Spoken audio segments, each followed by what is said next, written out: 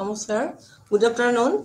আজি মই আপোনালোকৰ আগলৈ এই নতুন আৰু এটা অধ্যায় লৈ আহিছোঁ আলোচনা কৰিম বুলি, যিটো অধ্যায় 18 নম্বৰ অধ্যায়ত আছে ওমেন আৰু জেণ্ডাৰ, মহিলা আৰু লিংগ। ইয়াৰ ভিতৰত আমি কেইটামান চাব টপিক থাকিব। ইয়াৰ ভিতৰত যে ইয়াৰ মানে ষ্ট্ৰাকচাৰটো কেনেকুৱা হ'ব, ওমেন আৰু জেণ্ডাৰৰ উদ্দেশ্য, পৰিচয়, লগতে দিল্লী চুলতানী যুগত মহিলাসকলৰ লিংগ আৰু মহিলা আৰু লিংগৰ বিষয়ে আমি চাম। লগতে তেওঁলোকৰ দিনত কিছুমান গুৰুত্বপূৰ্ণ মহিলাৰ বিষয়ে আলোচনা কৰিম আৰু লগতে আমি পিছলৈ দিল্লীত থকা মোগলসকলৰ দিনত মহিলাসকলৰ অৱস্থান আৰু লিংগৰ বিষয়ে আলোচনা কৰিম। আজি প্ৰথমতে আমি আলোচনা কৰিবলৈ ওলাইছোঁ দিল্লী চুলতানতৰ যুগত মহিলা আৰু লিংগৰ বিষয়ে। এইখিনি আমি আগতে আলোচনা কৰিম।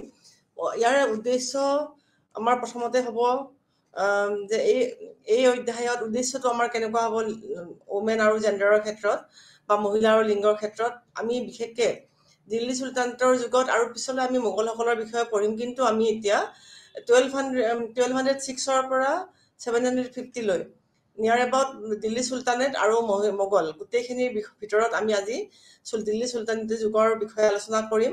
আৰু আমি গম পাওঁ 1206ৰ পৰা 1750ৰ ভিতৰত সেইখিনি সময়ত দিল্লীত বা যিখিনি আমাৰ ৰাজকীয় কাৰ্য আছিল, সামাজিক কাৰ্য আছিল, সেইখিনি সময়ত আমাৰ মহিলাসকলৰ পজিশ্যন, অৱস্থান, মৰ্যাদাৰ ভূমিকা কেনেকুৱা আছিলে তাৰ বিষয়ে আলোচনা কৰিম। আমি জানো মধ্যযুগৰ ভাৰতবৰ্ষত এই সময়ছোৱা দুটা গুৰুত্বপূৰ্ণ ৰাজবংশই ৰাজত্ব কৰিছিল। এটা আছিলে দিল্লী চুলতানী আৰু আনটো হৈছিলে মোগল। আৰু তেওঁলোকৰ সমান্তৰালভাৱে ভাৰতত বেলেগ বেলেগ স্থানীয় হিন্দু ৰাজ্যটোৰ শাসন চলি আছিল। গতিকে এই অধ্যায়ৰ আমাৰ প্ৰধান উদ্দেশ্য হৈছে সেই সময়ৰ নাৰী আৰু তেওঁলোকৰ বিষয়ে জানিবলৈ আমি কিছু প্ৰয়াস কৰিম আৰু মহিলাসকলৰ বিষয়ে এই মধ্যযুগৰ ভাৰতবৰ্ষত মহিলাসকলৰ বিষয়ে আলোচনা কৰিব। এটা আমি গুৰুত্বপূৰ্ণ এটা অৱস্থান বুজাব চেষ্টা কৰিম। যিহেতু আমি জানো ভাৰতীয় ইতিহাসৰ বেছিখিনি লিখনিয়ে পুৰুষসকলে লিখিছিল আৰু বিশেষকৈ তেওঁলোকৰ কাৰ্যকলাপ, তেওঁলোকৰ এক্টিভিটিজ, তেওঁলোকৰ চলাচল, মুভমেণ্ট আদি পুৰুষসকলৰ বিষয়ে বেছি গুৰুত্ব দি লিখা হৈছিল। আৰু সেইকাৰণে সেইখিনি সময়ত মহিলাসকলৰ বিষয়ে যথেষ্টখিনি আমি ইনফৰমেশ্যন নাপাওঁ। যি দুই এটা ইনফৰমেশ্যন পাওঁ আমি সেইখিনি কথা পাতিম। কিন্তু সেইখিনি সময়ৰ যিখিনি আমি তথ্য পাতি পাওঁ, সেই তথ্য পাতিত আমাৰ পুৰুষকেন্দ্ৰিক তথ্য পাতি আছিল আৰু সেইকাৰণে সেইখিনি সময়ৰ লিখনিসমূহক আমি হিজ ষ্টৰী বা তেওঁৰ কাহিনী বা ষ্টৰী অফ মেন বুলি ক'ব পাৰোঁ, যিহেতু বেছিখিনি কথাই পুৰুষ প্ৰধান আছিল। সেয়ে ভাৰতত অতীত ইতিহাসৰ বিষয়ে জানিবলৈ আমি পুৰুষৰ লিখনিৰ ওপৰতে নিৰ্ভৰ কৰিব লাগিব। আৰু সেইবাবে বোধ কৰোঁ পুৰুষসকলৰ কাৰ্যকলাপৰ ওপৰত, তেওঁলোকে যিহেতু পুৰুষসকলে নিজে সেই যুগৰ লিখনিসমূহ ৰচনা কৰিছিল, গতিকে সেইকাৰণে তেওঁলোকৰ নিজৰ কাৰ্যকলাপৰ ওপৰত গুৰুত্ব দি কথাবোৰ লিখা হৈছিল। আৰু মহিলাসকলৰ যিখিনি কাৰ্যকলাপ আছিল বা তেওঁলোকৰ যিখিনি এক্টিভিটিজ আছিলে, ভূমিকা আছিলে, সেইবিলাকক একাষৰীয়া কৰি ৰখা হৈছিল আৰু মহিলাসকলক বেছি গুৰুত্ব দিয়া হোৱা নাছিল। আৰু সেইকাৰণে আমি সেই লিখনিসমূহত মহিলাসকলৰ বিষয়ে যথেষ্টখিনি ইনফৰমেশ্যন, আমি তথ্য যোগাৰ পাব নোৱাৰোঁ। কিন্তু যি কি নহওক, শেহতীয়াকৈ এতিয়া সেইখিনি সেই যুগৰ মহিলাসকলৰ বিষয়ে জানিবলৈ যথেষ্ট উৎসুক হৈ পৰিছে মানুহবোৰ। গতিকে আমি দুই এজন ৰাইটাৰে বা হিষ্টৰিয়ানে সেইখিনি সময়ৰ যিখিনি তথ্য আছিল সেইবিলাকক পুনৰ বিবেচনা কৰি বাৰে বাৰে পঢ়ি সেইখিনি সময়ৰ পৰা কিছু তথ্য, মহিলাসকলৰ বিষয়ে কিছু তথ্য উলিয়াই লৈছে আৰু সেইবোৰকে পুনৰীক্ষণ কৰি মহিলাসকলৰ ভূমিকাৰ বিষয়ে কিছু লিখা আৰম্ভ কৰিছে আৰু তাৰ পৰা আমি তেওঁলোকৰ বিষয়ে কিছু জানিব পাৰোঁ। আৰু এনেদৰে যিবোৰ পুৰুষে বা যিবোৰ হিষ্টৰিয়ানে পুৰণি মধ্যযুগৰ ভাৰতৰ মহিলাসকলৰ বিষয়ে পুনৰ বিবেচনা কৰা আৰম্ভ কৰিছিল, তেওঁলোক আচৰিত হৈ গৈছিল। সেইখিনি সময়ত যি দুই এগৰাকী মহিলাৰ বিষয়ে তেওঁলোকে পুনৰীক্ষণ কৰিছে, দেখিছে যে অতি গুৰুত্বপূৰ্ণ সেইগৰাকী মহিলাৰ ভূমিকা অতি গুৰুত্বপূৰ্ণ ভূমিকা দেখিবলৈ পোৱা গৈছে, যদিও তেওঁলোকক বুৰঞ্জীত বা ইতিহাসত তেওঁলোকক মানে আওকাণ কৰি পেলাই আওকাণ কৰা হৈছিল, কিন্তু এতিয়া তেওঁলোকৰ বিষয়ে কিছু আমি জানিবলৈ পাৰিম। এতিয়া 13ৰ পৰা 18 চেঞ্চুৰীৰ ভিতৰত জানিব গ'লে আমি সেই বহুত ভিতৰলৈ গৈ আগলৈ যাব লাগিব আৰু তাৰ পৰা আমি কিছু বস্তু উদ্ধাৰ কৰিব লাগিব। ইয়াৰ পৰা এই অধ্যায়টোৰ মাজেৰে আমি যেতিয়া যাম তাৰ পৰা আমি জানিবলৈ পাম যে লিংগৰ ধাৰণা মহিলা আৰু লগতে লিংগৰ ধাৰণা পুৰুষ লিংগ আৰু মহিলা, গতিকে লিংগৰ ধাৰণা আৰু লিংগৰ সম্পৰ্কে আমি কিছু কথা জানিব পাৰিম। দ্বিতীয়তে আমি জানিব পাৰিম ভাৰতৰ মধ্যযুগীয় নাৰীৰ অৱস্থান কেনেকুৱা আছিলে, ভূমিকা কেনেকুৱা আছিলে। 3 নম্বৰত আমি জানিব পাৰিম এই সময়ছোৱাত সমাজখন আছিলে পুৰুষতান্ত্ৰিক আৰু ৰাজনৈতিক আৰু ঘৰুৱা যিখিনি কাম কাজ আছে তাৰে ভিতৰত মহিলাসকলে কেনেকৈ সামঞ্জস্য ৰক্ষা কৰিছিল তাৰ বিষয়ে আমি জানিব পাৰিম। আৰু সেই যুগৰ মহিলাসকলে বিভিন্ন দিশত লোৱা কাৰ্যকলাপৰ বিষয়ে আমি এই অধ্যায়ৰ মাজেৰে যাওঁতে আমি জানিব পাৰিম। এতিয়া আমি আহিছোঁ আৰম্ভণি বা পৰিচয়ৰ চেপ্টাৰলৈ। আমি জানো মধ্যযুগৰ ভাৰতবৰ্ষত বিশেষকৈ 1300 পৰা 1800 শতিকাত সাধাৰণতে লিংগ সম্পৰ্কীয় কথাবোৰ জটিল আছিল আৰু অসমান আছিল। লিংগ সম্পৰ্কীয় কথাবোৰ অসমান আছিল। সেই সময়ত বেছিভাগ মানুহে পুৰুষ বা মহিলা হিচাপে যিয়েই নহওক বাৰু তেওঁলোকৰ যৌন অভিমুখৰ বৈশিষ্ট্য লিংগইহে নিৰ্ধাৰণ কৰিছিল। মহিলা আৰু পুৰুষৰ গোটৰ আৰু তেওঁলোকৰ মাজত থকা নীতি তথা ভূমিকা আৰু সম্পৰ্কৰ বৈশিষ্ট্য লিংগই নিৰ্ধাৰণ কৰিছিল বুলি আমি জানিব পাৰোঁ। ই এক সামাজিক গঠন আছিল যিটো সময়ৰ লগে লগে বিভিন্ন সময়ত বদলি বা সলনি হৈ গৈছিল। সমাজত এইটো এটা সামাজিক গঠন আছিল যিটো সময়ৰ লগে লগে সমাজত বেলেগ বেলেগ ধৰণৰ হৈছিল আৰু পৰিয়াল সম্প্ৰদায় আৰু ৰাজহুৱা স্থানৰ ভিতৰত মানুহে সমলিংগ বা বিপৰীত লিংগৰ আন কোনো লোকৰ সৈতে কেনেদৰে যোগাযোগ কৰিব লাগে, তাৰ সংজ্ঞা কেনেদৰে দিব লাগে, সেই কথা লিংগইহে নিৰ্ধাৰণ কৰিছিল।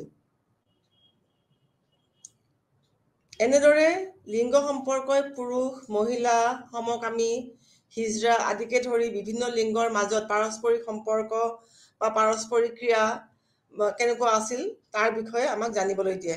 অৱশ্যে এই অধ্যায়ত মধ্যযুগৰ ইতিহাসৰ পুৰুষ আৰু মহিলাৰ মাজৰ অৱস্থান আৰু পাৰস্পৰিক ক্ৰিয়াৰ ওপৰত গুৰুত্ব দিয়া হৈছে।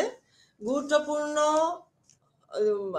সময়ত দিব লগা সময়ত সামাজিক অৰ্থনৈতিক আৰু ৰাজনৈতিক ক্ষেত্ৰত নাৰীৰ মৰ্যাদা তথা ভূমিকা পুৰুষৰ তুলনাত যথেষ্ট গৌণ আছিল আৰু বেছিভাগ সময়ত নাৰীক নিপীড়িত বা দমন বা বশ কৰা হৈছিল। ইয়াৰ প্ৰধান কাৰণ হৈছে নাৰী আৰু পুৰুষৰ শাৰীৰিক পাৰ্থক্যৰ ওপৰত গুৰুত্ব দি পেলাই ইয়াৰ প্ৰধান কাৰণ হৈছিলে মানে তেওঁলোকৰ কাম কাজৰ ডিফাৰেঞ্চ, ভূমিকাৰ ডিফাৰেঞ্চ বা মৰ্যাদাৰ ডিফাৰেঞ্চ আছিলে তেওঁলোকৰ শাৰীৰিক অৱয়ৱৰ পৰা, মানে ফিজিকেল এপিয়াৰেঞ্চৰ পৰা। যিহেতু নাৰীসকলে সন্তান জন্ম দিব পাৰিছিল আৰু লগতে তেজৰ সম্পৰ্ক বা সম্পৰ্ক বাহক আছিল আৰু বংশ ৰক্ষা কৰাৰ ক্ষেত্ৰত নাৰীসকলেই একমাত্ৰ আহিলা আছিল আৰু সেইকাৰণে নাৰী আৰু তেওঁলোকৰ শাৰীৰিক অৱয়ৱে এটা সম্প্ৰদায়ৰ পৰিচিত আছিল। এটা সম্প্ৰদায় পৰিচিত কৰিবৰ কাৰণে নাৰীসকলৰ সেই ভূমিকা গ্ৰহণ কৰিব লগা হৈছিল। তেওঁলোকৰ বেছিভাগেই পুৰুষৰ সন্মান ৰক্ষা কৰাৰ ক্ষেত্ৰত প্ৰতীক হিচাপে ব্যৱহাৰ কৰা হৈছিল।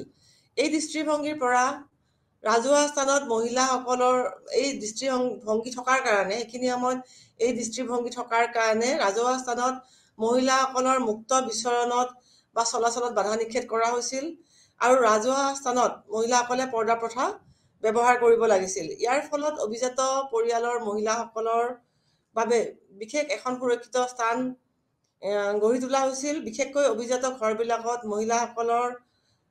মহিলাসকলে বহু বিবাহত বিশেষকৈ এজন পুৰুষৰ বহু মহিলা সংগী আছিল আৰু পত্নীগৰাকীয়ে বা মহিলাগৰাকীয়ে এই পুৰুষৰ বহু বিবাহৰ লগত নিজকে খাপ খুৱাই চলিবলগীয়া হৈছিল। জাতি আছিল, এই ক্ষেত্ৰত জাতি আছিল আন এটা অংগ যিয়ে পুৰুষ আৰু মহিলাৰ মাজত সামাজিক বৈষম্য শক্তিশালী কৰি তোলাত সামাজিক বৈষম্য শক্তিশালী কৰি তুলিছিল। অন্য জাতিৰ বা যিকোনো জাতিৰ, নিজৰ জাতিৰ হ'ব পাৰে, অন্য জাতিৰ হ'ব পাৰে, যিকোনো জাতিৰ নাৰীৰ ওপৰত এজন পুৰুষৰ নিয়ন্ত্ৰণ আছিল আৰু উচ্চ জন্ম আৰু নিম্ন জন্ম এজন পুৰুষৰ জন্মৰ মাজৰ স্তৰ বজাই ৰখাৰ অন্যতম প্ৰধান উপায় আছিল এই পুৰুষসকলৰ মাজত এই নাৰীসকলে। উদাহৰণস্বৰূপে মোগলসকলে, আমি জানো মোগলসকলে বহুকেইগৰাকী ৰাজপুত মহিলা বিয়া কৰাইছিল আৰু ইয়াৰ ফলত তেওঁলোকে নিজৰ সামাজিক শ্ৰেষ্ঠতা উন্নীত কৰিছিল। কিন্তু এনেকুৱা ধৰণৰ বিবাহ একপক্ষীয় আছিল, কিয়নো মোগলসকলে ৰাজপুত মহিলা বিয়া কৰাইছিল, কিন্তু মোগলসকলৰ তেজৰ সম্পৰ্ক থকা মহিলাসকলক বেলেগ জাতিত বা ৰাজপুতসকললৈ বিয়া দিয়াত বাধা আছিল, বিয়া দিব নোৱাৰিছিল। এনেদৰে অভিজাত ঘৰত মহিলাই সামাজিক স্তৰ বজাই ৰাখিবলৈ বহু ক্ষেত্ৰত তেওঁলোকে নিম্ন শ্ৰেণীৰ, সামাজিকভাৱে নিম্নবৰ্গৰ মহিলাসকলৰ সহায় ল'ব লগা হৈছিল আৰু তেওঁলোকক ঘৰুৱাভাৱে কাম কাজত ব্যৱহাৰ কৰিবলগীয়া হৈছিল। এনে অধীনতাই অৱশ্যে এনেকুৱা ধৰণৰ যদিও অধীনতা আছিল, মহিলাসকলক এই অধীনতাই তেওঁলোকৰ দক্ষতা বা ভূমিকাৰ ক্ষেত্ৰত কোনো ধৰণৰ প্ৰকাশ হোৱাত কোনো ধৰণৰ বাধা দিব পৰা নাছিল। আমি এই অধ্যায়ত এনেকুৱা উদাহৰণ থকা বহুতো কাৰ্যদক্ষ মহিলাৰ বিষয়ে জানিবলৈ পাৰিম। এই সময়ছোৱাত কেইবাগৰাকীও মহিলাই উল্লেখযোগ্য কাৰ্য সম্পাদন কৰিছিল, কিন্তু দুৰ্ভাগ্যজনকভাৱে ইতিহাসত তেওঁলোকক কোনো ধৰণৰ গুৰুত্বপূৰ্ণ স্থান দিয়া নাছিল, কাৰণ প্ৰাথমিক তথ্যতহে স্থানীয়ভাৱেহে তেওঁলোকৰ কাহিনী বৰ্ণনা কৰা আছিল। কিয়নো আৰু বিশেষকে ভাৰতৰ ইতিহাসত তেওঁলোকৰ স্থান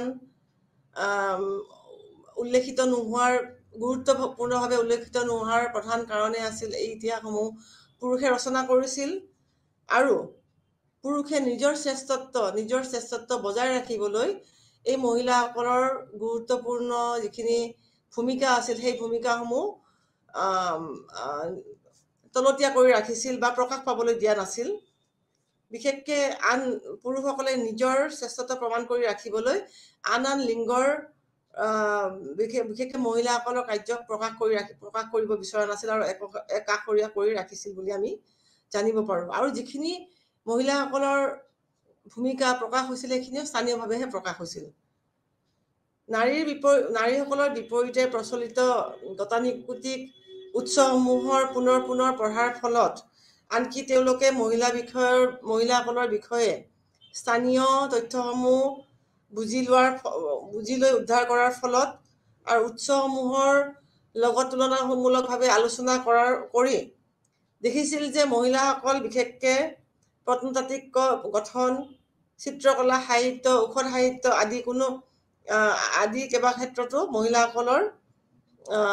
মহিলাসকলে প্ৰতিনিধিত্ব কৰিছিল আৰু মহিলাসকলে গুৰুত্বপূৰ্ণ অংশগ্ৰহণ কৰিছিল বুলি আমি জানিব পাৰোঁ। ইয়াৰ পিছত আহিছিল দিল্লী চুলতানেটৰ যুগত মহিলা আৰু লিংগ।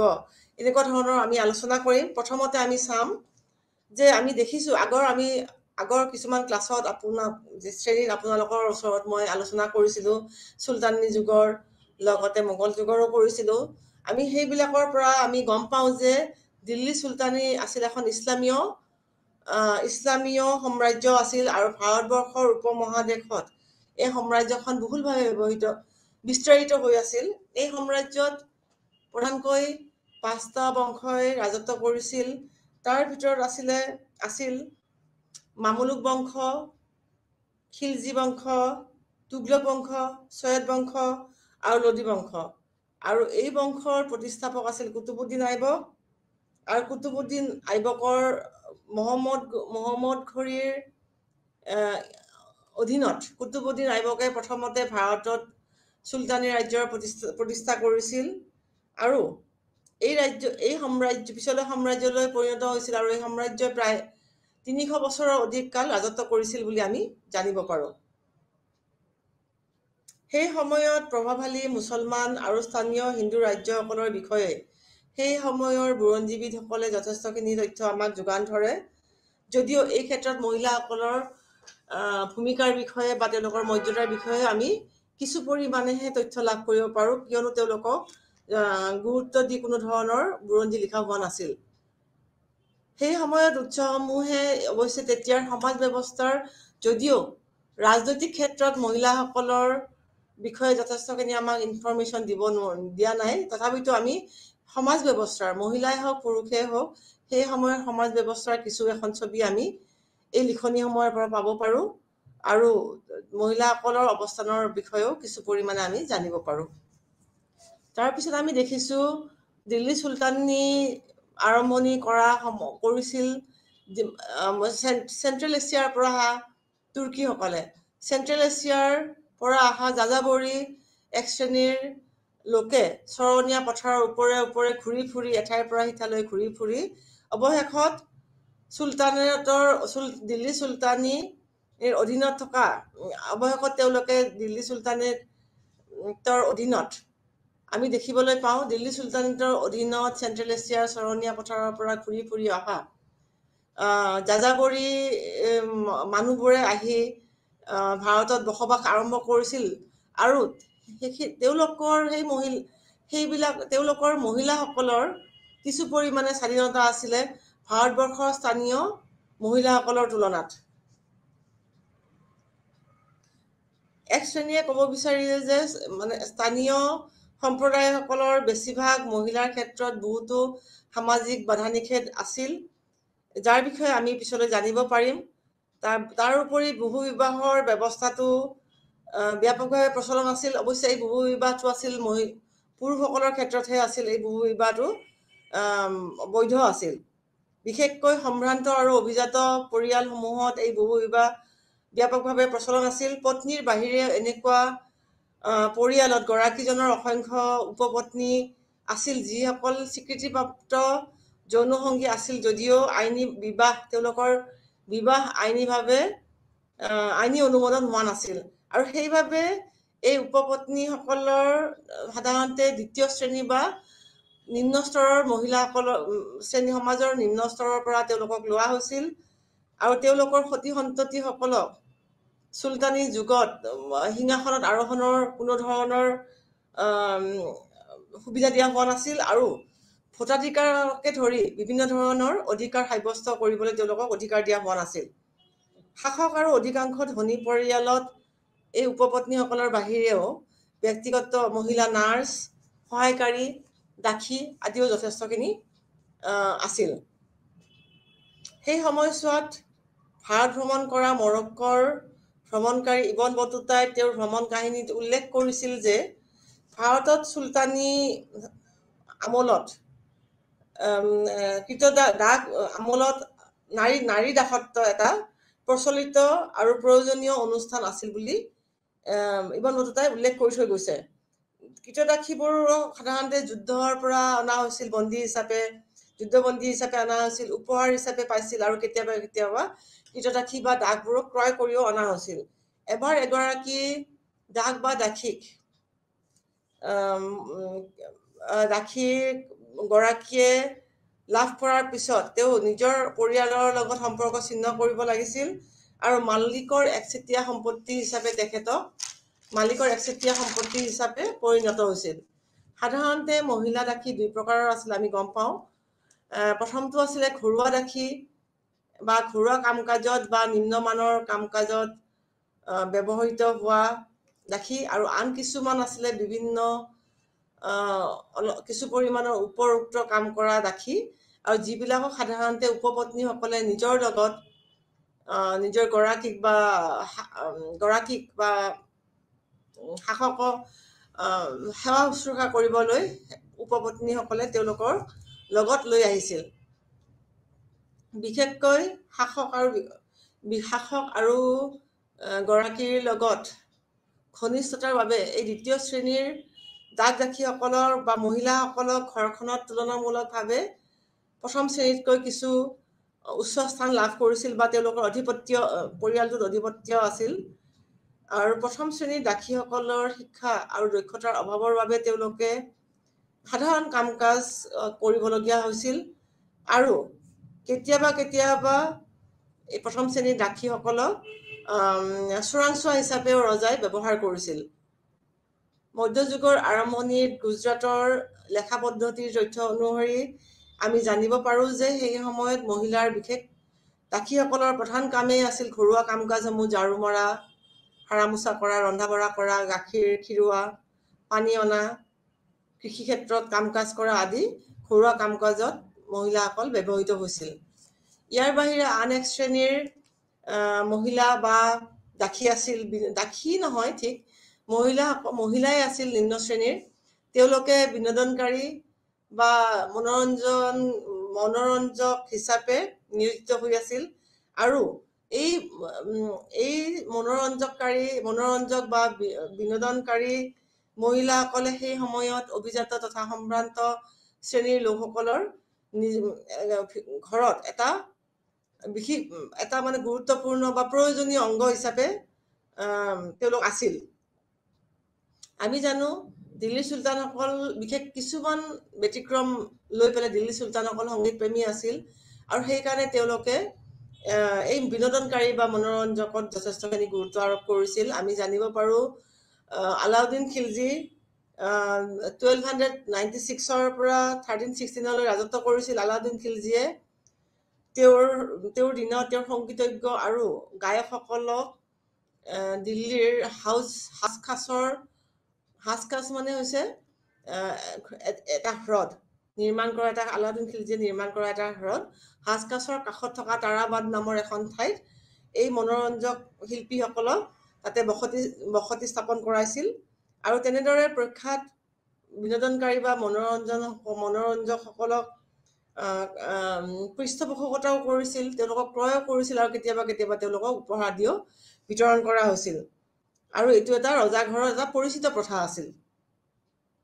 আনকি ডেকা দাস দাসীসকলক নৃত্য গীতত বিশেষজ্ঞৰ দ্বাৰা প্ৰশিক্ষণ দিয়াৰ ব্যৱস্থাও কৰা হৈছিল আৰু এই বিনোদনকাৰীসকলে এই ৰজাঘৰীয়া বা সম্ভ্ৰান্ত ঘৰত বা অভিজাত ঘৰসমূহত আচাৰ অনুষ্ঠান বা উৎসৱ পাৰ্বণ আদিত পাৰফৰ্ম কৰা বা তেওঁলোকে নিজৰ মানে শিল্পকলা দেখুওৱাটো এটা সন্মানৰ, অভিজাতসকলৰ বা ৰজাঘৰৰ এটা সন্মানৰ অংশ আছিল বুলি, গৌৰৱৰ প্ৰতীক আছিল বুলি ক'ব পাৰি। কিন্তু সংগীত কলা পৰিৱেশন এগৰাকী মহিলাৰ ক্ষেত্ৰত যদিও কৰিছিল, এগৰাকী মহিলাৰ ক্ষেত্ৰত উদ্বেগৰ কাৰণ এটা সময়ত হৈছিল বুলি ক'ব পাৰি।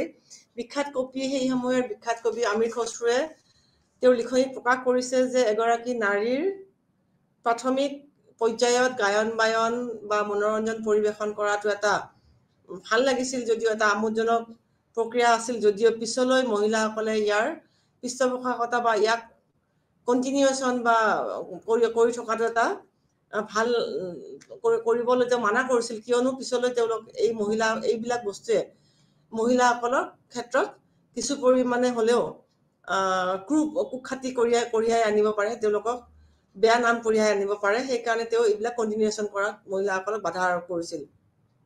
সেই একে উদ্বেগ আপোনাৰ শাসকীয় হিন্দু পৰিয়াল সমূহতো প্ৰচলিত আছিল, য'ত শাসক আৰু উচ্চ পৰ্যায়ৰ জাতিৰ মহিলাসকলক অভিজাত আচৰণৰ বিৰুদ্ধ বুলি কোৱা হৈছিল এইবোৰ। আৰু এই গায়ন বায়ন আদি কলাসমূহ নিম্ন শ্ৰেণীৰ মহিলাসকলৰ বাবে ঠিকেই আছিল বুলি উপযুক্ত বুলি কোৱা হৈছিল। মাতৃ, ভগ্নী আৰু কন্যাসহ একোজন পুৰুষৰ লগত জড়িত মহিলাসকলৰ বৃহৎ দল আৰু বিশাল ব্যৱস্থাপনাক মুছলমান পৰিয়ালত সামূহিকভাৱে হাৰেম বা হেৰেম শব্দৰে উল্লেখিত কৰা হৈছিল। হেৰেম শব্দটো আৰবী শব্দৰ পৰা অহা আৰু ইয়াৰ অৰ্থ হৈছে অভয়াৰণ্য। আৰু চুলতানী যুগত সৰ্বমুঠ মহিলা যুদ্ধ বন্দীসকলক বা দাসীসকলক এই শব্দটোৰে বুজোৱা হৈছিল। জননীৰ পৰা উদ্ভৱ হোৱা জানানা শব্দটোৰ হিন্দুৰ সমকক্ষ আছিল, য'ত ৰাজপুতৰ দৰে থলুৱা স্থানীয় অভিজাত ঘৰৰ মহিলাসকলক বুজোৱা হৈছিল। হিন্দু পৰিয়ালসমূহত এজন পুৰুষৰ লগত ঘনিষ্ঠভাৱে জড়িত পত্নী আৰু অন্যান্য মহিলাসকলৰ মাজত কঠোৰ সীমাবদ্ধতা আছিল। মুছলমান মহিলাসকলৰ যিখিনি স্বাধীনতা আছিল, হিন্দু পৰিয়ালসমূহত সেইখিনি স্বাধীনতা মহিলাসকলে ভোগ কৰিব পৰা নাছিল। আনহাতে আৰু লগতে মুছলমান সমাজত নিম্ন স্তৰৰ মহিলাসকলকো সমাজৰ জখলাত উচ্চ স্তৰলৈ উন্নীত কৰিবলৈ তেওঁলোকক সুবিধা দিয়া হৈছিল। উদাহৰণস্বৰূপে তেওঁলোকক নিষিদ্ধ কৰা হোৱা নাছিল। আৰু উদাহৰণস্বৰূপে আমি জানিব পাৰোঁ শ্বাহ তুৰ্কান, তেওঁ আছিল এগৰাকী দাসী। তেওঁক দাসী হিচাপে ক্ৰয় কৰিছিল আৰু পিছত নিজৰ যোগ্যতাৰ ভিত্তিত তেওঁ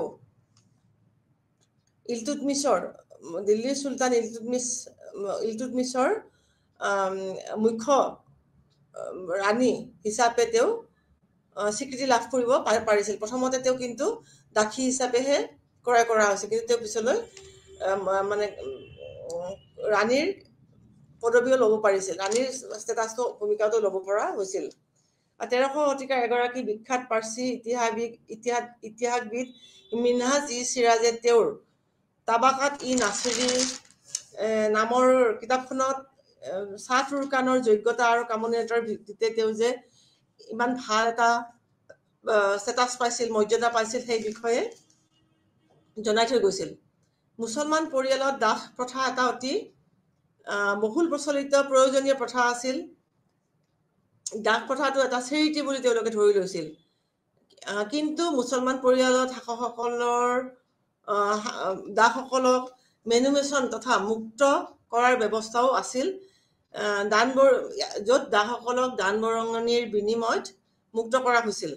অৱশ্যে সকলো দাসীয়ে মুক্ত হ'ব পৰা নাছিল আৰু অভিজাত পৰিয়ালসমূহত তেওঁলোকে প্ৰায়ে নানা বৈষম্যৰ সন্মুখীন হ'ব লগা হৈছিল। অন্যান্য প্ৰচলিত সামাজিক ত্ৰুটিয়েও নাৰীসকলৰ স্থিতি দুৰ্বল কৰি তুলিছিল। ইয়াৰ ভিতৰত প্ৰধান আছিল সতী আৰু জৌহৰ, য'ত মহিলাসকলৰ আত্মদহনৰ প্ৰাদুৰ্ভাৱ আছিল। স্বামী বা মালিকৰ মৃত্যুৰ পিছত বা কেতিয়াবা তাৰ অবিহনেও মহিলাসকলে আত্মহত্যা কৰিবলৈ বাধ্য হৈছিল, যিটো সামাজিকভাৱে বৈধ আছিল। এইটো এটা হিন্দু প্ৰথা হ'লেও আমিৰ খশ্ৰুৰ দৰে মুছলমান বুৰঞ্জীবিদে এই প্ৰথাৰ ক্ষেত্ৰত ভয় আৰু উদ্বেগ আৰু আমোদ প্ৰকাশ কৰিছিল। এই সামাজিক প্ৰথাৰ ক্ষেত্ৰত থকা বেয়াৰ পৰিসৰৰ বিষয়ে আমি ক'বই নালাগে। ইবন বতুতাই যি এখন ঠাইত এনেধৰণৰ সতী যোৱা মহিলা এটা উৎসৱ দেখা পাইছিল, তেওঁ তাতেই অজ্ঞান হৈ পৰিছিল, যিটো ইয়াৰ এটা মানে বেয়া ফলাফলৰে এটা অংশ হয়। তথ্য অনুসৰি গম পাব পাৰি যে উচ্চ শ্ৰেণীৰ হিন্দুসকলৰ বিধৱাসকলৰ বাহিৰে বাকী শ্ৰেণীৰ বিধৱাসকলৰ ওপৰত কোনো ধৰণৰ বাধ্যবাধকতা বা বাধা নাছিল। বিধৱাসকলে পুনৰ বিবাহ কৰাটো সমাজত বহুল অংশে প্ৰচলিত আছিল। মহম্মদ বিন তুগলকে 1325 পৰা 51 চনতে ৰাজত্ব কৰিছিল। মহম্মদ বিন তুগলকে জোৰ দিছিল যে বিধৱা মহিলাসকলে সতী যোৱাৰ আগতে তেওঁলোকে ৰাজকীয় কৰ্তৃপক্ষৰ অনুমোদন বা সন্মতি লাভ কৰিব লাগিব। এইটো এটা অতি ভাল ডিচিশ্যন আছিল ৰজা হিচাপে। বলবনৰ শাসনকালৰ আগতে, বলবন এজন চুলতান আছিল, তেওঁৰ দাস বংশৰ চুলতান আছিলে। তেওঁৰ শাসনকালৰ আগতে ইক্তা লাভ কৰা পুৰুষসকলৰ মৃত্যুত সেই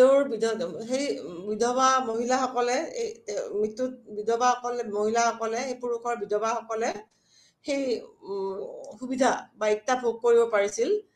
কিন্তু বলবনে এই প্ৰথা বন্ধ কৰি দিছিল। তাৰ বিনিময়ত বলবনে বিধৱাসকলক নিয়মীয়া ভাত্তা দিয়াৰ ব্যৱস্থা কৰিছিল। আন মহিলাসকলৰ দৰে বিধৱাসকলক ধৰ্মীয় আৰু জিজিয়া কৰ ৰেহাই দিয়া হৈছিল। 19শ শতিকাৰ আৰম্ভণিলৈ এই প্ৰথা কিছু পৰিমাণে কমি আহিছিল যদিও বংশৰ সন্মান ৰক্ষা আৰু সতীত্বৰ দোহাই দি স্থানীয় হিন্দু ৰাজ্যসমূহত এই প্ৰথা প্ৰকাশ্যভাৱে বহুলভাৱে প্ৰচলিত হৈয়েই আছিল। এই সময়ছোৱাত এগৰাকী নাৰীৰ সতীত্বৰ প্ৰতি উদ্বেগ জনাই আমিৰ খসৰুৱে উল্লেখ কৰিছিল, কিছুমান নৈতিক বিধান উল্লেখ কৰিছিল। তেওঁ মহিলাসকলক উপদেশ দি কৈছিল যে চকুটোৱে হৈছে সকলোবোৰ বেয়া কামৰে মূল বস্তু, কুঅভ্যাসৰে মূল বস্তু। আৰু সেইবাবে মহিলাসকলে নিজক ফ'কাছ কৰা বা নিজৰ দেখুৱাটো বহুত পৰিমাণে কমাই ৰাখিব লাগে। আৰু নিজকে তেওঁলোকে খোলাৰ ভিতৰত তেওঁলোকৰ যিবিলাক এক্টিভিটিজ আছিল বা যি চলাচল আছিল খোলাৰ ভিতৰত মুকুতাবোৰক সুৰক্ষিত কৰি ৰখাৰ নিচিনা, নিৰাপদে সংৰক্ষণ কৰি ৰখাৰ নিচিনা মহিলাসকলকো তেনেকৈ খোলাৰ ভিতৰত বা ঘৰৰ ভিতৰতে ৰাখিব লাগে বুলি তেওঁ উল্লেখ কৰিছিল।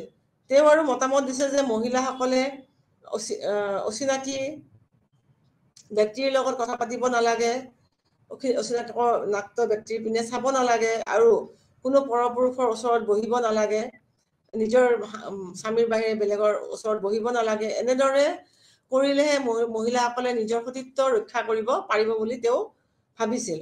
একেদৰে 14th চেঞ্চুৰীত ব্ৰাহ্মণী ৰাজ্যৰ দৰবাৰী কবি ইছামীয়েও নাৰীৰ মূল স্থান ঘৰ বুলিয়ে উল্লেখ কৰিছিল আৰু তথা পৰিয়াল বুলিয়ে উল্লেখ কৰিছিল। আৰু তেওঁলোকে নিজৰ ঘৰুৱা কাম কাজৰ তথা বোৱা কটাৰ প্ৰতি আগ্ৰহী হ'বলৈ তেওঁলোকক পৰামৰ্শ দিছিল আৰু লগতে মুকুট পিন্ধাৰ প্ৰতি আগ্ৰহী হ'বলৈ মানা কৰিছিল। খসৰুৱেও নাৰীক বোৱা কটা ঘৰুৱা কাম কাজৰ প্ৰতি আগ্ৰহী হ'বলৈ পৰামৰ্শ দিছিল।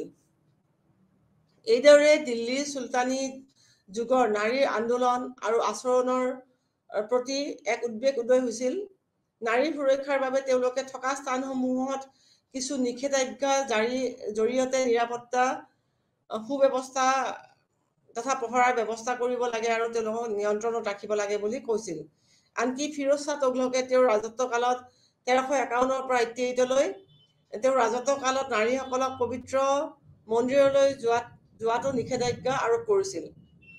পুৰুষতান্ত্ৰিক সমাজত থাকিও চুলতানীৰ সময়ত বহু মহিলাই বিভিন্ন ক্ষেত্ৰত বিভিন্ন ধৰণৰ গুৰুত্বপূৰ্ণ বা অসাধাৰণ ভূমিকা পালন কৰি আহিছিল বুলি আমি দেখিবলৈ পাওঁ। এইটো ইতিহাসত আমি দেখিবলৈ পাওঁ। এতিয়া আমি আহিম মহিলা আৰু ৰাজনৈতিক গুৰুত্বৰ বিষয়ে। আমি মহিলাসকলৰ ৰাজনৈতিক কৰ্তৃত্বৰ বিষয়ে আমি আলোচনা কৰিম।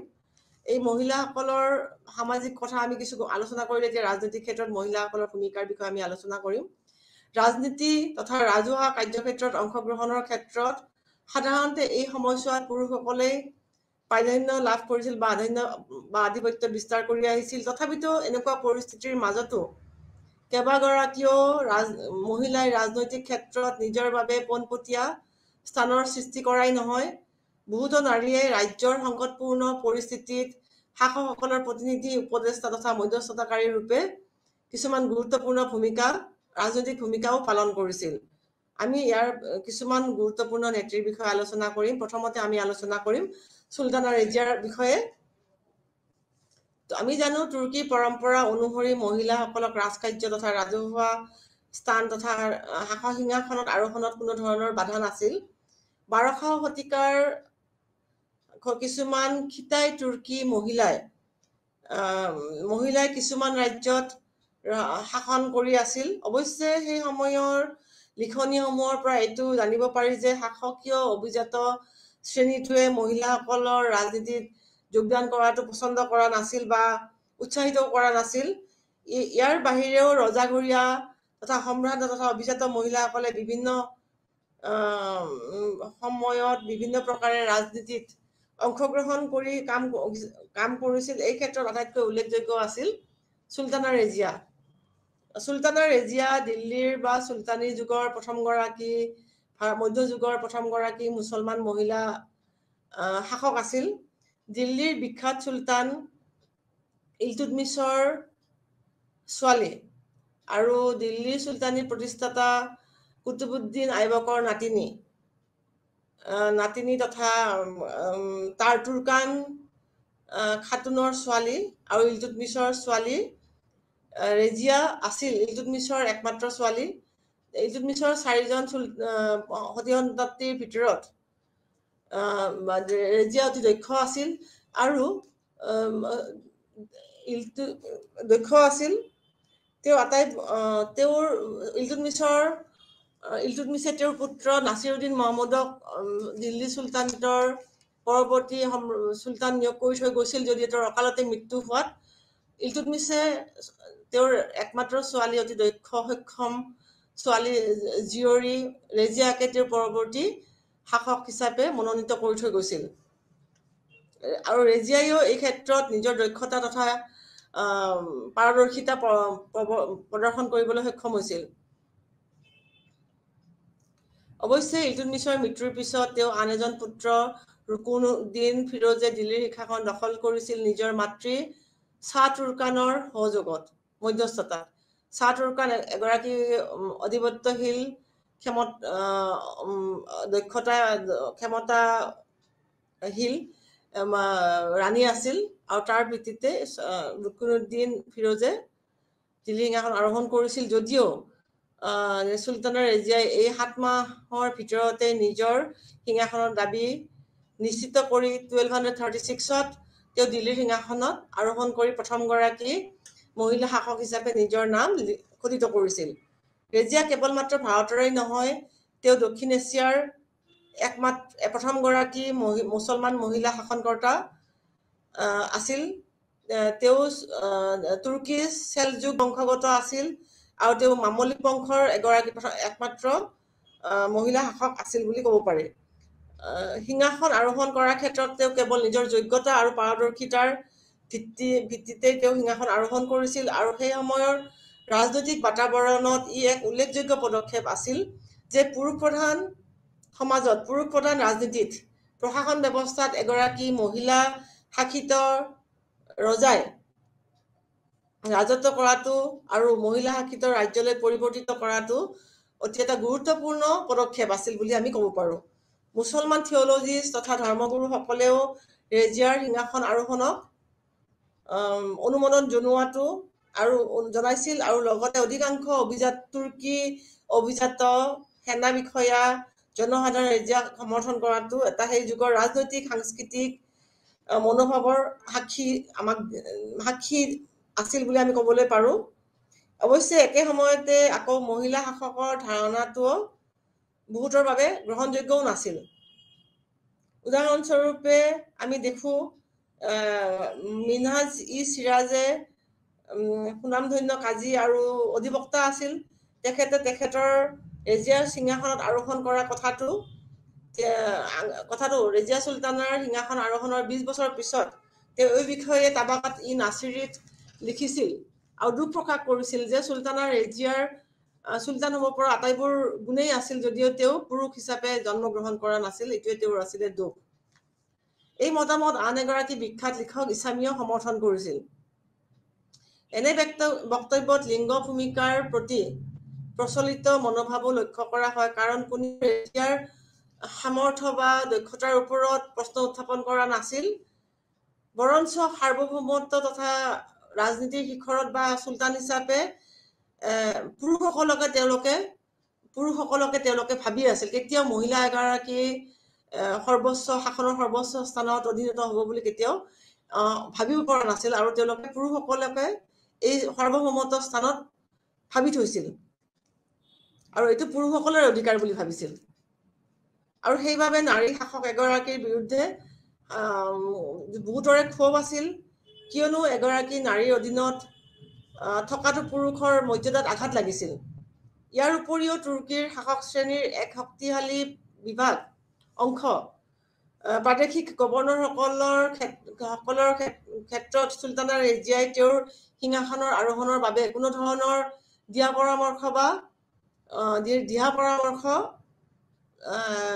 বা সমৰ্থন বিচৰা নাছিল আৰু সেইকাৰণে তেওঁলোকে নিজকে অৱহেলিত আওকাণ কৰা বুলি অসন্তুষ্ট হৈ আছিল। সিংহাসনত বহি ৰেজিয়াই নিজৰ বিৰোধিতা কৰা লোকসকলৰ লগত অতি সাৱধানে মোকাবিলা কৰিছিল। সেয়া একাংশ বিষয়াক সলনি কৰিয়েই হওক বা আঁতৰাইয়ে হওক আৰু প্ৰায় 4 বছৰ ধৰি চুলতানা ৰেজিয়াই এওঁলোকৰ লগত সকলোৰে লগ লাগি সফলভাৱে প্ৰশাসন ব্যৱস্থা চলাইছিল। ৰেজিয়াৰ শাসনৰ ক্ষেত্ৰত আন এটা উল্লেখযোগ্য শক্তি আছিল দিল্লীৰ জনসাধাৰণৰ সমৰ্থন, যিসকলক ৰেজিয়াই এক প্ৰকাৰ চুক্তি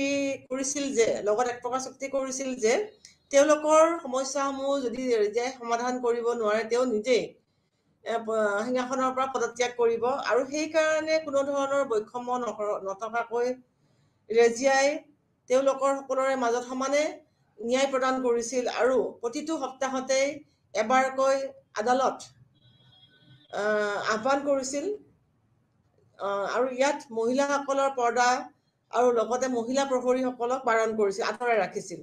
ৰাজসভাত বহাৰ কিছুদিন পিছৰে পৰা ৰেজিয়াই প্ৰশাসনিক কাম-কাজ, সামৰিক কাম-কাজ সফলভাৱে ৰূপায়ণ কৰিব পৰাকৈ বা চম্ভালিবলৈ তেওঁ পৰম্পৰাগত মহিলাৰ সাজ-পোছাক ত্যাগ কৰি পুৰুষৰ নিচিনা সাজ-পোছাক পৰিধান কৰিছিল, আৰু তেনেদৰে তেওঁ ৰাজকাৰ্য চলাইছিল আৰু পৰ্দা প্ৰথা তেওঁ নিজৰ ফালৰ পৰা আঁতৰাই পেলাইছিল।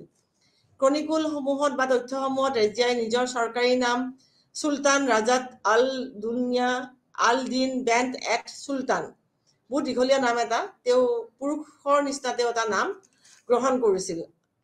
তেখেতে ইলতুৎমিছৰ নিচিনাকৈ ৰূপৰ, তামৰ আৰু সোণৰ বা মূল্যৱান মুদ্ৰা জাৰি কৰিছিল, আৰু তেওঁ কেৱল মাত্ৰ প্ৰশাসনিক দক্ষতাই নাছিল, তেওঁ এগৰাকী সুনিপুণ কবিও আছিল, আৰু তেওঁ ৰাজসভাৰ বিখ্যাত ব্যক্তিসকলক পৃষ্ঠপোষকতা কৰিছিল। তেওঁ শাসনকালতে দিল্লীৰ মাদ্ৰাছা নিচিৰাজ নামৰ ঠাইখন শিক্ষাৰ কেন্দ্ৰ হৈ পৰিছিল। আনহাতে সামৰিক ক্ষেত্ৰত চুলতানা ৰেজিয়াই বেছিভাগ বিষয়া আৰু সম্ভ্ৰান্ত লোকক নিজৰ পক্ষলৈ আনিবলৈ সক্ষম হৈছিল, যদিও কিছুমান গুৰুত্বপূৰ্ণ পদবীত তেওঁ পিছলৈ অনাতুৰ্কী লোকক নিয়োজিত কৰিছিল, আৰু তাৰ ফলত বহুভাগ তুৰ্কী সম্ভ্ৰান্ত অভিজাত লোকসকলৰ বেছিখিনিয়েই অসন্তুষ্ট হৈছিল, আৰু তেওঁলোকে মাজত শত্ৰুতাৰ সৃষ্টি হৈছিল, আৰু তেওঁলোকে সুবিধা পালেই চুলতানা ৰেজিয়াক সিংহাসনৰ পৰা আঁতৰোৱাৰ বাবে ষড়যন্ত্ৰ কৰিছিল। যেতিয়া চুলতানা ৰেজিয়াই আবিচিয়ান দাস জামাল-উদ্দিন য়াকুতক আমিৰ-ই-আখুৰ অশ্বাৰোহীৰ সেনাপতি পদবীত নিযুক্তি দিছিল, তেতিয়াই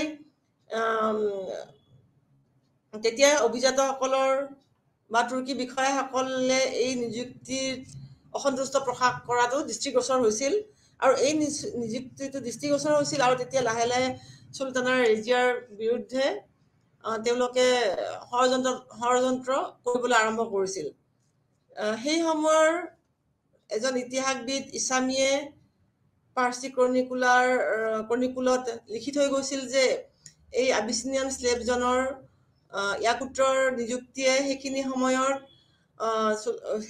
সময়ত দিল্লীৰ শাসন কাৰ্যটো কিছু ক্ষেত্ৰত হস্তক্ষেপ কৰিবলৈ আৰম্ভ কৰিছিল, আৰু যাৰ ফলাফল ভুগিব লগা হৈছিল পিছলৈ চুলতানা ৰেজিয়াই, কাৰণ তুৰ্কী বিষয়াসকলে এই ক্ষেত্ৰত যথেষ্টখিনি অসন্তুষ্ট হৈছিল। অৱশ্যে সমসাময়িক বুৰঞ্জীবিদ মিনাজে এই ক্ষেত্ৰত কোনো ধৰণৰ মন্তব্য আগবঢ়োৱা নাই। এই শত্ৰুতা ৰেজিয়াৰ বিৰুদ্ধে বাঢ়ি গৈছিল, আৰু ৰেজিয়া আৰু 1240 খ্ৰীষ্টাব্দত তাবাৰ হিন্দৰ গভৰ্ণৰ আলটুনিয়াৰ নেতৃত্বত তুৰ্কী বিষয়াসকলে, সম্ভ্ৰান্ত শ্ৰেণীৰ লোকসকলে চুলতানা ৰেজিয়াৰ বিৰুদ্ধে বিদ্ৰোহ ঘোষণা কৰিছিল। এই বিদ্ৰোহ দমন কৰিবলৈ ৰেজিয়াই ব্যাপক প্ৰস্তুতি চলাইছিল, যদিও শেষলৈ আধাতে ৰেজিয়াৰ সৈন্যবাহিনীত থকা তুৰ্কী বিষয়া তথা সৈন্যসকলে এই বিদ্ৰোহত ভাগ লৈছিল, যাৰ ফলত ৰেজিয়াৰ পৰাজয় ঘটিছিল, আৰু তেওঁক বন্দী কৰি তাবাৰ হিন্দলৈ প্ৰেৰণ কৰা হৈছিল, আৰু য়াকুতত যুদ্ধত মৃত্যু হৈছিল। এই পৰিস্থিতিৰ সুযোগ লৈ ইলতুৎমিছৰ আন এজন পুত্ৰ বাহৰাম শ্বাহে বিজয়ী বিষয়াসকলৰ সহায় লৈ দিল্লী সিংহাসনত দখল কৰিছিল আৰু নিজৰ মাজত বিজয় উৎসৱ পালন কৰিছিল, কিন্তু আলটুনিয়াৰ ক্ষেত্ৰত কোনো ধৰণৰ গুৰুত্ব দিয়া নাছিল। এই ক্ষেত্ৰত আলটুনিয়া অসন্তুষ্ট হৈছিল, আৰু তেওঁক আওকাণ কৰা বুলি বা তেওঁক অৱহেলা কৰা বুলি তেওঁ মনত দুখ পাইছিল। এই কথাৰ সুবিধা লৈ সুলতানা ৰেজিয়াই এই পৰিৱেশৰ পৰিস্থিতিৰ সুযোগ লৈ আলটুনিয়াক সান্তনা দিছিল আৰু আলটুনিয়াৰ লগত বিবাহ কৰিবলৈ তেওঁ এটা আগবঢ়াইছিল। বিবাহ কৰিম বুলি তেওঁ আলটুনিয়াক ক'বলৈ কৈছিল আৰু আলটুনিয়াই লগত বিয়া হৈ সুলতানা ৰেজিয়াই নিজৰ ৰাজপাট পুনৰুদ্ধাৰ কৰিবলৈ সুযোগ বিচাৰি আছিল আৰু এইটোৱে একমাত্ৰ উপায় আছিল বুলি তেওঁ ভাবিছিল। যিটো এই বিবাহৰ পিছত সুলতানা ৰেজিয়াই আলটুনিয়াৰ লগত লগ হৈ জাট, খোখাৰ, ৰাজপুত আৰু কিছু তুৰ্কী সৈন্যবাহিনী লগত লৈ সংগ্ৰহ কৰি দিল্লীলৈ আগবাঢ়ি আহিছিল। 1240 খ্ৰীষ্টাব্দৰ ছেপ্টেম্বৰ-অক্টোবৰ মাহতে দিল্লীলৈ আগবাঢ়ি আহিছিল, কিন্তু ইয়াৰে এখন যুদ্ধত পৰৱৰ্তী এখন যুদ্ধত ৰেজিয়াৰ সৈন্যবাহিনী পৰাস্ত হৈছিল আৰু তেওঁলোকক বন্দী কৰি পৰাস্ত হৈছিল আৰু আলটুনিয়া আৰু সুলতানা ৰেজিয়া পলাই গৈছিল যুদ্ধক্ষেত্ৰৰ পৰা, যদিও তেওঁলোকক দুৰ্ভাগ্যজনকভাৱে তেওঁলোকক ৰাস্তাত সাধাৰণ মানুহৰ হাতত তেওঁলোকৰ মৃত্যু হৈছিল। ৰেজিয়াৰ এইটো এটা অতি ৰাজনৈতিক চতুৰতা তথা বুদ্ধিমত্তা আছিল, যিটো মিনহাজ আৰু ফেৰিস্তাৰ দৰে বুৰঞ্জীবিদসকলেও প্ৰশংসা কৰি গৈছিল বুলি আমি জানিব পাৰোঁ। সুলতানা ৰেজিয়াৰ শেষ পতন অতি মৰ্মান্তিক আছিল আৰু সামৰণি অতি দুখ লগা আছিল, যদিও সুলতানা ৰেজিয়া ভাৰতৰ ইতিহাসত এগৰাকী গুৰুত্বপূৰ্ণ আইকন খুঁটা হিচাপে উল্লেখযোগ্য আইকন হিচাপে তেওঁ স্থান লাভ কৰি হৈয়ে থাকিব। তেখেতৰ বিশেষ দক্ষতা আৰু যোগ্যতাৰ ভেটি আছিল তেওঁৰ নিৰ্ভীক দৃঢ় সিদ্ধান্ত, তেওঁৰ সকলোকে একত্ৰিত কৰি ৰখাৰ তেওঁৰ দক্ষতা আৰু সময়তকৈ তেওঁ যথেষ্টখিনি আগবঢ়া আছিল। এই সকলোবিলাকে সুলতানা ৰেজিয়াক ভাৰতৰ ইতিহাসত এগৰাকী গুৰুত্বপূৰ্ণ ৰাজনৈতিক মহিলা বুলি সদায় সন্মানিত হৈ থাকিব। মিনহাজৰ মতে ৰেজিয়া ইলতুৎমিছৰ উত্তৰাধিকাৰীসকলৰ ভিতৰত এগৰাকী অতি উল্লেখযোগ্য উত্তৰাধিকাৰী আছিল বুলি আমি অস্বীকাৰ কৰিব নোৱাৰোঁ। এইখিনি আছিল দিল্লী চুলতানীৰ ভিতৰৰ কথা। সেইখিনি সময়তে মধ্যযুগৰ ভাৰতত আৰু দুগৰাকী আমি হিন্দু মহিলাৰ কথাও উল্লেখ কৰিম। এগৰাকী আছিল নায়িকা দেৱী আৰু এগৰাকী আছিলে ৰুদ্ৰমা দেৱী। দিল্লী চুলতানেটৰ ৰাজনৈতিক প্ৰেক্ষাপটত ৰেজিয়াই প্ৰত্যক্ষ ভূমিকা পালন কৰাৰ সময়তে আন মহিলাসকলৰ কেৱল মুছলমানসকলেই নহয়, হিন্দু পৰিয়ালতো সেই সময়ত সামাজিক আৰু ৰাজনৈতিক ক্ষেত্ৰত কিছুমান উল্লেখযোগ্য ভূমিকা পালন কৰিছিল। ইয়াৰ এটা গুৰুত্বপূৰ্ণ উদাহৰণ আছিল গুজৰাটৰ দ্বিতীয় মূলৰাজৰ মাতৃ নায়িকা দেৱী, যিয়ে নিজৰ স্বামীৰ মৃত্যুৰ পিছত নাবালক পুত্ৰৰ অভিভাৱক হিচাপে প্ৰতিনিধি হিচাপে সক্ৰিয় ৰাজনৈতিক ভূমিকা পালন কৰিবলগীয়া হৈছিল। গুজৰাটৰ দিশে সামৰিক অভিযান চলাই আগবাঢ়ি আহি থকাত গজনীৰ চুলতান মহম্মদ ঘড়ীৰ 1149 পৰা 1206 ভিতৰৰ কথা মহম্মদ ঘড়ীক তেওঁ পৰাস্ত কৰিছিল আৰু নিজৰ প্ৰশাসনিক দক্ষতা বা ক্ষমতা প্ৰদৰ্শন কৰিব পাৰিছিল। তেওঁ 1178 মাউণ্ট আবুৰ ওপৰত নায়িকা দেৱী এই বাহিনীৰ ওপৰত হঠাৎ আকস্মিক আক্ৰমণ কৰি পৰাস্ত কৰিছিল। এইটো এটা অতি গুৰুত্বপূৰ্ণ কথা হয় হিন্দু মহিলাসকলৰ ক্ষেত্ৰত বিশেষকৈ, কাৰণ তেওঁলোক বহুত বাধা বিঘিনিৰ মাজত আছিল, যদিও অভিভাৱক হিচাপে যথেষ্টখিনি গুৰুত্বপূৰ্ণ কাম কৰিব পাৰিছিল। তেওঁ আহিছিল গোৱাৰ পৰা আৰু তেখেতৰ জয়যাত্ৰা অকল মাত্ৰ হিন্দু ইতিহাসতেই নহয়, তথ্যপাতিতেই নহয়, মুছলমান তথ্যপাতিতো নথিভুক্ত কৰা হৈছে। একেধৰণৰ কাৰ্যকলাপ আমি পাবলৈ পাৰোঁ ৰুদ্ৰমা দেৱী, দক্ষিণ ভাৰতৰ ডিকান মালভূমিৰ কাকতীয় বংশৰ পৰা অহা যোদ্ধা ৰাণী বা ৱাৰিয়াৰ কুইন হিচাপে ৰুদ্ৰমা দেৱীক আমি পাওঁ। তেওঁ আছিলে 1245 পৰা 89লৈ তেওঁৰ কাৰ্যকাল আছিলে। একেধৰণৰ ক্ষমতা প্ৰদৰ্শন কৰিব পাৰিছিল। ৰুদ্ৰমা দেৱীয়ে অতি কম বয়সৰ পৰা তেওঁৰ পিতৃ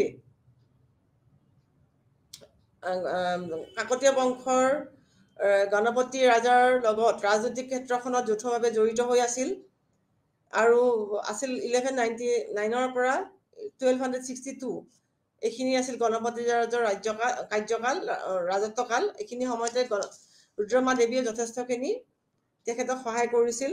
গণপতি ৰাজৰ কোনো পুত্ৰ সন্তান নথকাত তেওঁ জীয়েক ৰুদ্ৰমা দেৱীক 1259ত ৰুদ্ৰমা দেৱ নামাকৰণ কৰি আনুষ্ঠানিকভাৱে তেওঁৰ পুৰুষ উত্তৰাধিকাৰী বুলি ঘোষণা কৰিছিল, যিটো প্ৰতিচ্ছবি এগৰাকী মহিলাৰ ৰজাৰ বিৰুদ্ধে প্ৰচলিত মনোভাৱৰ বাবে সৃষ্টি কৰা হৈছিল।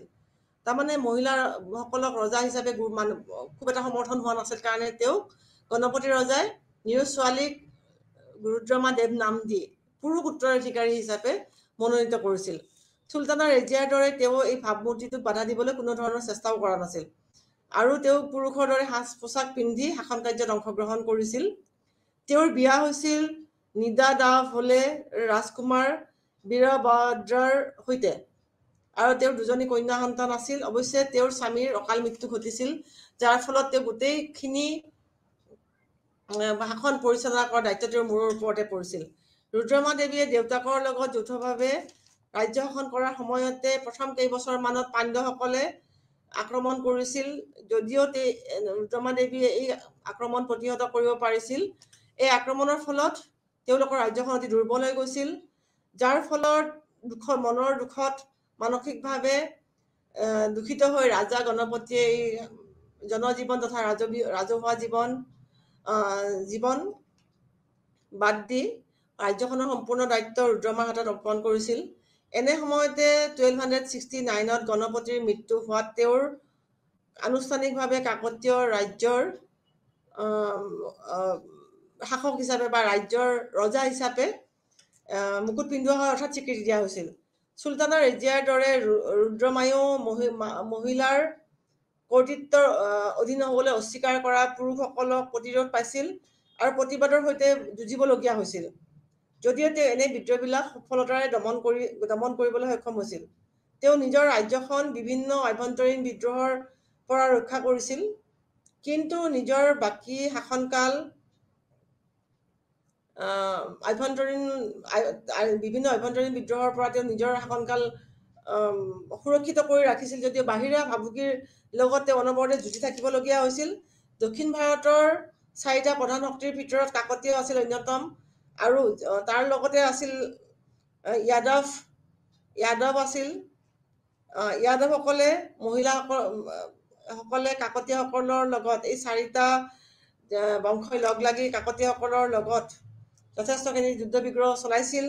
1268ৰ পৰা 78লৈ যাদৱৰ ৰজা মহাদেৱে কাকতীয় ৰাজ্যৰ ওপৰত দীঘলীয়া তথা স্থায়ী আক্ৰমণ চলাইছিল আৰু ৰাজধানী ৱাৰেংগল বা উৰুগুলুৰ ঘেৰাও কৰি ৰাখিছিল।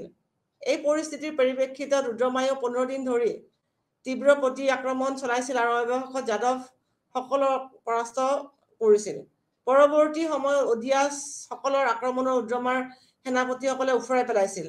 নিজৰ ৰাজ্য তথা ৰাজধানীখন এই বাহিৰা শত্ৰুসকলৰ পৰা ৰক্ষা কৰিবলৈ ৰাজধানীখন তথা উৰুগুলু দুৰ্গটো এই বাহিৰা শক্তিসকলৰ পৰা সুৰক্ষিত কৰিবলৈ ৰুদ্ৰমায়ে উৰুগুলু দুৰ্গটো সম্পূৰ্ণ কৰাত মনোনিৱেশ কৰিছিল। তাত এখন দ্বিতীয় প্ৰাচীৰ দিয়া হৈছিল আৰু খাদো নিৰ্মাণ কৰা হৈছিল, যাৰ ফলত ভৱিষ্যতে চহৰখনক আক্ৰমণকাৰীসকলৰ পৰা ৰক্ষা কৰিব পাৰিছিল। ভেনিছৰ ভ্ৰমণকাৰী মাৰ্কো পোলোৱে ৰুদ্ৰমাৰ ৰাজত্বকালত উৰুগুলুলৈ গৈছিল আৰু তেওঁক ন্যায় আৰু সমতাৰে শাসন কৰা বিবেচনাশীল ভদ্ৰমহিলা বুলি তেখেতক অভিহিত কৰিছিল।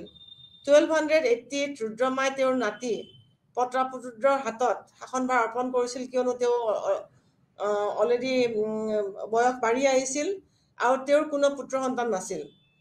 তেওঁৰ জীয়ৰী দুগৰাকীহে আছিল, সেইকাৰণে তেওঁৰ নাতি প্ৰতাপৰুদ্ৰৰ হাতত তেওঁ শাসনভাৰ অৰ্পণ কৰিছিল।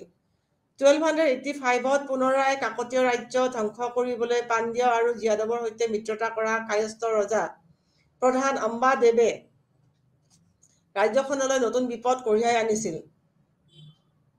এনেকুৱা পৰিস্থিতিৰ ফলত বিদ্ধ অৱস্থাৰ মাজতো ৰুদ্ৰমাই সৈন্যবাহিনীৰ দায়িত্ব ল'ব লগা হৈছিল, যদিও এখন যুদ্ধত তেওঁৰ মৃত্যু হৈছিল। তাৰ পিছত লাহে লাহে কাকতীয় সাম্ৰাজ্য ধ্বংস হৈছিল, যদিও দক্ষিণ ভাৰতত ৰুদ্ৰমাৰ উত্তৰাধিকাৰীসকলে সদায় উচ্চ শিখৰত উপনীত হৈয়ে আছিল। ইয়াৰ পিছত আহিব আমাৰ চামাৰীটোত আমি কিছু পৰিমাণে গম পাম। এই অধ্যায়ৰ পৰা আমি বুজিব পাৰিলোঁ যে মধ্যযুগত ভাৰতীয় মহিলাসকলৰ অনাগ্ৰসৰতা তথা পিছ পৰি থকা এটা জনপ্ৰিয় ধাৰণা আছিল। আৰু ইয়াৰ বিপৰীতে এই সময়ছোৱাত ভাৰতীয় মহিলাসকলে বহু ক্ষেত্ৰত আগৰণুৱা আৰু সক্ৰিয় আছিল বুলি আমি দেখিবলৈ পাওঁ। যদিও পুৰুষতান্ত্ৰিক সমাজ ব্যৱস্থাই মহিলাসকলৰ কাৰ্যকলাপ বা এক্টিভিটি বা চলাচল যথেষ্ট বাধা দিছিল আৰু লগতে লিংগ সম্পৰ্ক জটিল আৰু অসমতাপূৰ্ণ থকাৰ বাবে পুৰুষসকলৰ ক্ষমতা প্ৰদৰ্শন কৰিবলৈ মহিলাসকলক নিয়ন্ত্ৰণ কৰিবলৈ অহৰহ চেষ্টা চলাই আছিল। কাৰণ তেতিয়াহে পুৰুষসকলে নিজৰ শ্ৰেষ্ঠত্ব প্ৰমাণ কৰিব পাৰিব। যদি মহিলাসকলক গুৰুত্ব দিয়া যায় তেতিয়াহ'লে তেওঁলোকৰ কিছু পৰিমাণে হ'লেও তেওঁলোকৰ শ্ৰেষ্ঠত্ব কমি যাব বুলি ভবা হৈছিল। সেইকাৰণে লিংগৰ ওপৰত যথেষ্টখিনি গুৰুত্ব দিয়া হৈছিল। অৱশ্যে এনেকুৱা ধৰণৰ নিয়ন্ত্ৰণৰ মাজতো বহুতো মহিলাই নিজৰ দক্ষতা প্ৰকাশ কৰিব পাৰিছিল। তথাপিতো বহুতো মহিলাই নিজৰ সীমাৰেখাৰ ঠেক গণ্ডিৰ পৰা ওলাই গৈ নিজৰ এটা সন্মানজনক স্থানলৈ উন্নীত হৈছিল। ইমানখিনি বাধ্যবাধকতা থকাৰ পিছতো বহুতো মহিলাই আৰু যথেষ্টখিনি সমাজত ৰাজনৈতিক ক্ষেত্ৰত যথেষ্টখিনি, সামাজিক ক্ষেত্ৰত, অৰ্থনৈতিক ক্ষেত্ৰত যথেষ্টখিনি গুৰুত্বপূৰ্ণ স্থান লাভ কৰিবলৈ সক্ষম হৈছিল। আৰু বিশেষকৈ পলিটিক্স, ৰাজনীতিক, ইকনমি, ছ'চিঅ' কালচাৰেল ক্ষেত্ৰত সেই সময়ৰ মহিলাসকলে তেওঁলোকৰ উত্তৰাধিকাৰীৰ বাবে এটা বাট কাটি থৈ গৈছিল। যদিও আমি গোটেই অধ্যায়টো আলোচনা কৰি আমি গম পালোঁ যে সেইখিনি সময়ত যথেষ্টখিনি জেণ্ডাৰ ডিছক্ৰিমিনেশ্যন আছিল। যদিও লিংগৰ ভেদাভেদ আছিল, পুৰুষসকলে মহিলাসকলক নিয়ন্ত্ৰণ কৰিছিল। তেওঁলোকক বেছি সামাজিক ক্ষেত্ৰত বা ৰাজনৈতিক ক্ষেত্ৰত বা ইকনমিক ক্ষেত্ৰতেই হওক তেওঁলোকক গুৰুত্বপূৰ্ণ স্থান দিব বিচৰা নাছিল। যদিও ইমানখিনি বাধকতা থকাৰ পিছতো, লিংগৰ বৈষম্য থকাৰ পিছতো মহিলাসকলে এই গণ্ডিৰ পৰা ওলাই গৈ, কিছু মহিলা, সকলো নহয়, ওলাই গৈ তেওঁলোকে নিজকে সমাজৰ এগৰাকী আইকন, মানে গুৰুত্বপূৰ্ণ লেখত ল'বলগীয়া মহিলা হিচাপে বা শাসক হিচাপে বা বেলেগ ক্ষেত্ৰতো তেওঁলোকে নিজকে প্ৰস্তুত কৰিব পাৰিছিল। এইখিনিয়ে আছিল আমাৰ আজিৰ চেপ্টাৰৰ ওমেন এণ্ড জেণ্ডাৰ চেপ্টাৰটিৰ দিল্লী চুলতানেটৰ যুগৰ মহিলা আৰু লিংগৰ বিষয়ে এইখিনি আমি আলোচনা কৰিলোঁ। ইয়াৰ ভিতৰত আপোনাৰ কিছুমান কুৱেশ্যন বা প্ৰশ্ন হ'ব পাৰে। আপোনালোকৰ কিতাপত বা পাঠ্যপুথিত দিয়া আছে। কুৱেশ্যনছবোৰ এনেকুৱা হ'ব পাৰে: লিংগ আৰু লিংগ সম্পৰ্কৰ অৰ্থ ব্যাখ্যা কৰি মধ্যযুগীয় ভাৰতত নাৰীৰ অৱস্থানৰ বিষয়ে লিখক। লিংগ আৰু লিংগ সম্পৰ্কৰ অৰ্থ ব্যাখ্যা কৰি, প্ৰথমতে আমি এইটো চাব লাগিব। নাৰীৰ অৱস্থানৰ বিষয়ে আমি লিখিব লাগিব। 2 নম্বৰ কুৱেশ্যনটো হ'ব পাৰে: লিখিত ইতিহাসত পুৰুষৰ প্ৰাধান্যৰ কাৰণবোৰ কি কাৰণে পুৰুষৰ প্ৰাধান্য আছিল সেই কাৰণবোৰ বুজাই দিবলৈ দিছে। 3 নম্বৰ কুৱেশ্যনটো হ'ব পাৰে: ভাৰতৰ দিল্লী চুলতানীৰ শাসনকালত মহিলাৰ অৱস্থা কেনেকুৱা আছিল। এই প্ৰথম কুৱেশ্যনটো আৰু 3 নম্বৰ কুৱেশ্যনটো প্ৰায়কৈ হ'ব লাগে মোৰ মতে। 4 নম্বৰ কুৱেশ্যনটো হ'ব পাৰে: দিল্লী চুলতানেটৰ ৰাজনৈতিক ক্ষেত্ৰত মহিলাৰ ভূমিকা বৰ্ণনা কৰা আৰু মূল্যায়ন কৰা। এই ক্ষেত্ৰত ৰাজনৈতিক ক্ষেত্ৰত অলৰেডি আমি কিছু কথা পঢ়িলোঁ, কিন্তু তাৰ ভিতৰত আমি অকল যদি ৰাজনৈতিক ক্ষেত্ৰত বিচাৰে তেতিয়াও আমি চুলতানা ৰেজিয়া, নায়িকা দেৱী, ৰুদ্ৰমা দেৱীৰ বিষয়ে কিছু লিখিম, কিন্তু আমি আগৰ কথাখিনি বেছিকৈ ফ'কাছ কৰিম। 5 নম্বৰ কুৱেশ্যনটো হ'ব পাৰে: মোগল ভাৰতীয় সাহিত্য আৰু স্থাপত্যত নাৰীৰ অৱদানৰ বিষয়ে আলোচনা কৰিবলৈ আমাক দিয়া হৈছে। এনেকুৱা ধৰণৰ কথা আমি এই চেপ্টাৰটোৰ পৰা এনেকুৱা ধৰণৰ কুৱেশ্যন আহিব পাৰে। আপোনালোকে এইবোৰ পঢ়িব লাগিব। আৰু আজিৰ চেপ্টাৰটোত মোৰ এইখিনিয়ে ক'বলগীয়া আছিল। আপোনালোকে ভালকৈ চাব। আৰু পিছৰ ক্লাছত মই মোগল যুগত মহিলাসকলৰ অৱস্থান আৰু লিংগ সম্পৰ্কে আলোচনা কৰিম। তেতিয়ালৈ ধন্যবাদ।